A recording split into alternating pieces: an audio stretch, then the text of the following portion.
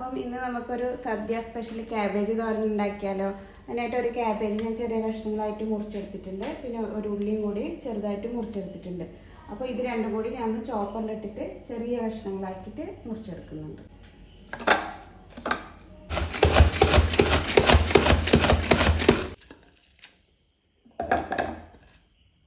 അപ്പം ചോപ്പ് ചെയ്ത് വെച്ച ക്യാബേജും ഉള്ളിയിലേക്ക് നമുക്ക് ഒരു കഷ്ണം ഇഞ്ചിയും 2 പച്ചമുളകും ഇട്ട് കൊടുക്കാം. ഇതിലേക്ക് 1/2 ടീസ്പൂൺ മഞ്ഞൾപ്പൊടി ഇട്ട് കൊടുക്കാം. പിന്നെ 1 ടീസ്പൂൺ ഉപ്പും കൂടി ഇട്ട് കൊടുത്തിട്ട് നല്ലോണം ഒന്ന് മിക്സ് ചെയ്തെടുക്കാം. നമുക്ക് പാനിലേക്ക് കുറച്ച് വെളിച്ചെണ്ണ ഒഴിച്ച് കൊടുക്കാം. അതിലേക്ക് ഒരു 1/2 ടീസ്പൂൺ കടുക് ഇട്ട് കൊടുക്കാം. 1 ടീസ്പൂണ് ഉഴുന്ന് പരിപ്പ്, 2 വറ്റൽമുളകും കുറച്ച് കറിവേപ്പില ഇട്ട് കൊടുക്കാം.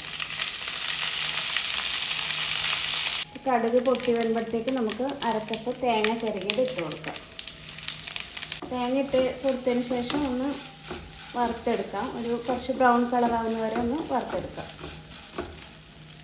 അപ്പം തേങ്ങ കുറച്ച് ബ്രൗൺ കളറായിട്ട് വന്നിട്ടുണ്ട്. അതിലേക്ക് നമുക്ക് മുറിച്ച് വെച്ച ക്യാബേജ് ഉള്ളിയെല്ലാം ഇട്ട് കൊടുക്കാം.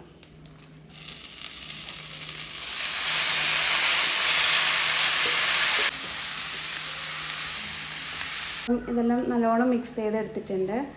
അതിനുശേഷം നമുക്കിതൊന്ന് ചെറിയ തീയിൽ മൂടി വെച്ചിട്ട് വേവിക്കാം. അപ്പം ഒട്ടും വെള്ളം ഇതിലേക്ക് ഒഴിക്കണ്ട.